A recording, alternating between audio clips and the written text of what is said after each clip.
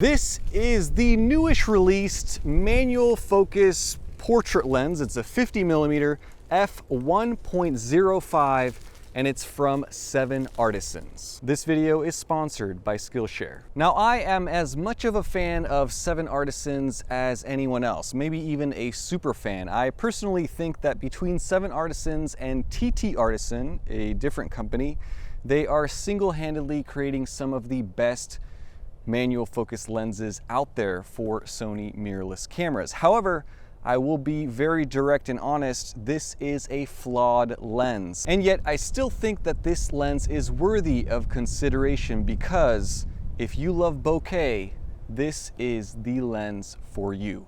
Let's take a closer look. The 7artisans 50mm F1.05 comes in a simple white box. Inside you get a nice brown leather zippered case, a front metal lens cap, a rear plastic lens cap, and the lens itself. The lens is built like a piece of art. It is extremely heavy for the size, coming in at 590 grams. It is well over a pound of metal and glass. From the looks of things, I don't think that there are any plastic components in this lens. Starting at the rear, you get a nice metal lens mount in the dark gunmetal finish, which I like. There are no electronic connections here because this is a manual only lens. Moving forward, there are clear markings for focal distances, a dark red 50mm marking on one side, and beyond that, it is a very clean lens design. The focus ring is large and rotates about 45 degrees.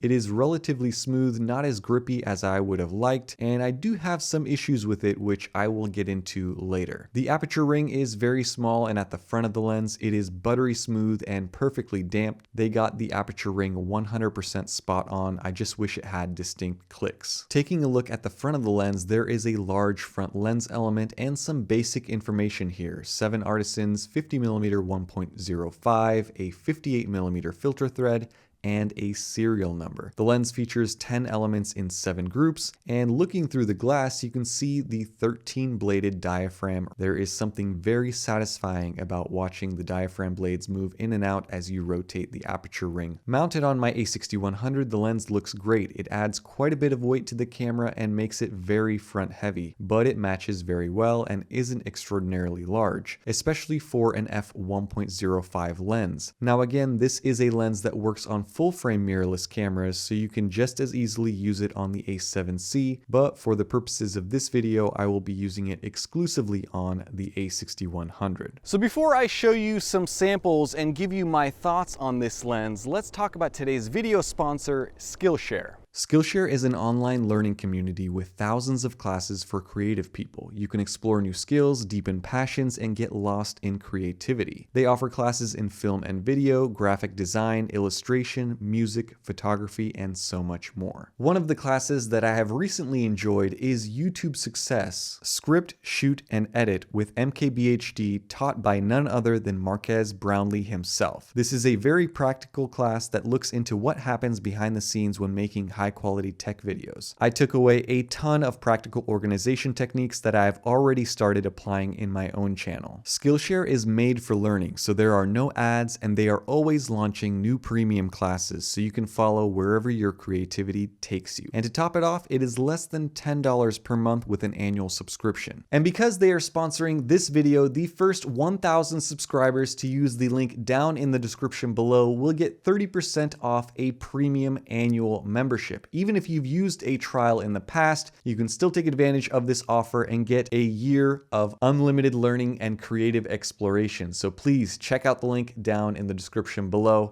Now let's get back to this lens. So we have established that this lens is very well built. It can shoot very quickly at f1.05. So let's take a look at some samples. All of these are done on my a6100. All of these are unedited, straight from the camera. They're all JPEGs. Here we go.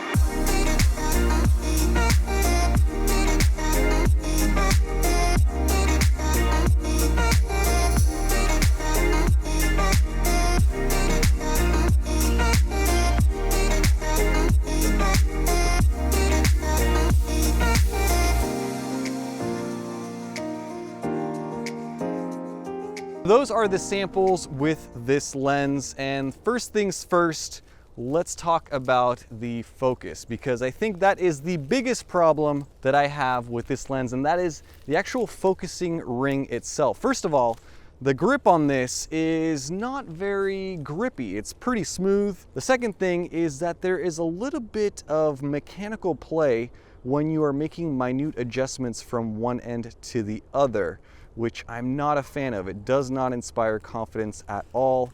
The third thing is that there is simply not enough fine-tuning of adjustments. So I wish this had at least 180 degrees of rotation, because I found myself trying to find a middle ground between in focus and out of focus, and it was difficult because there was not enough rotation. Once you do nail focus, the lens is surprisingly good wide open. It is relatively sharp at 1.05, at least in the center, which is where it matters for portraits anyway. Now, don't get your hopes up and think that this is a contender for something like the Sigma 56 f1.4, because it isn't. Wide open, you can see the 7artisans is nowhere near the sharpness levels of the Sigma 56mm, and even stopped down to f1.4, while it does greatly improve sharpness, isn't touching Sigma levels. So you might be thinking, what's the point of this lens? It's not sharp, let's move on. But I don't think that we should. There is something special about this lens. Between the solid construction and the crazy 13-bladed diaphragm,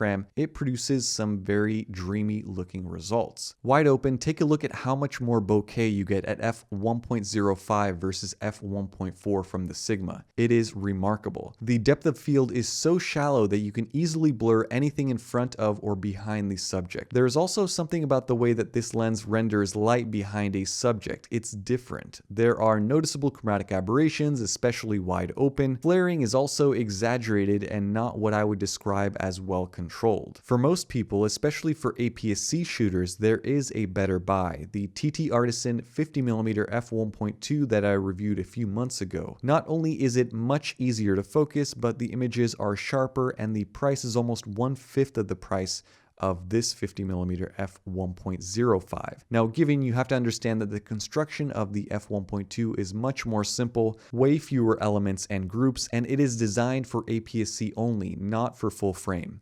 This 50mm f1.05, because of the more complex design and because it is for full frame, it carries a higher price tag. So in summary, you have a tank of a lens that is very fast, has a very shallow depth of field, but it has some flaws, and perhaps you cannot forgive the focus ring. I don't understand the flaws with that, but the results-based flaws, I think you can still forgive, and you can still add this to a collection of lenses. Now, it's not designed to be the sharpest lens out there. It's not going to be distortion-free by any means, but the images or the results that you get from using this lens are certainly unique and not something that's easily replicated with another lens out on the market. So at the current price of $485, this is a relative bargain in the world of full-frame mirrorless lenses that are extremely fast. However, I would not recommend this lens for professional work if you're shooting weddings or anything like that, because again, nailing focus is a challenge. And for the same reason, I wouldn't recommend this for video work either, because it's very difficult to nail focus. And also, I noticed there is quite a bit of focus breathing as you are adjusting your focus with this lens. So that is pretty much it for my thoughts and my review of the 50mm f1.05 lens from 7artisans. It's impressive to see how good these lenses are becoming, and I'm excited to see more of these lenses in the future, especially from TT-Artisans and 7artisans. As always, if you guys are interested in purchasing this lens or reading more specs, you can check out links down in the description below. Thank you guys so much for all of your comments, all of your likes, and your support. Stay tuned for more, and have a nice day. Bye-bye.